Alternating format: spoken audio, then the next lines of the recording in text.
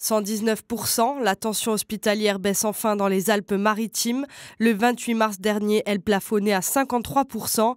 Du mieux donc, sans pour autant que la partie soit gagnée. Nous avons donc deux services de réanimation dans l'Institut. L'un qui est celui donc, de la partie privée, l'autre qui est celui de la partie chirurgie cardiaque, les SPIC, qui est le mien. Alors, sur l'ensemble de ces secteurs, nous avons 7 patients Covid sur les 10 lits que nous avons, disons, réservés à l'activité Covid dans l'Institut. Une baisse de la tension hospitalière qui permet aux soignants de garder le moral. Les troupes sont solides, elles sont là, elles sont debout, un peu fatiguées, elles auront un peu envie de vacances, elles auraient envie d'être un peu plus nombreuses parce que, évidemment, le manque de personnel est quand même encore un petit peu d'actualité. Voilà. Mais bon, écoutez, on s'accroche. Le taux d'incidence dans les Alpes-Maritimes connaît lui aussi une forte baisse.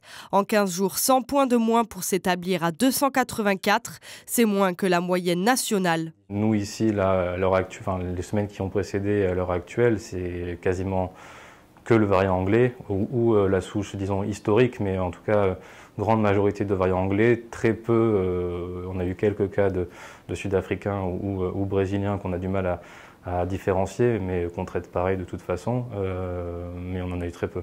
Autre observation, les patients sont plus jeunes, le virus est plus virulent.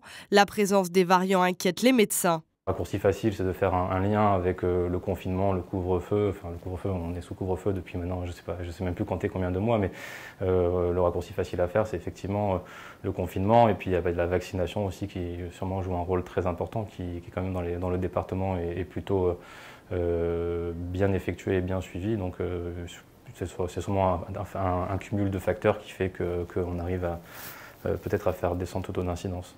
La vaccination, le chamboulement du calendrier des vacances scolaires ou encore le confinement auront un impact positif selon le docteur Éric Denis.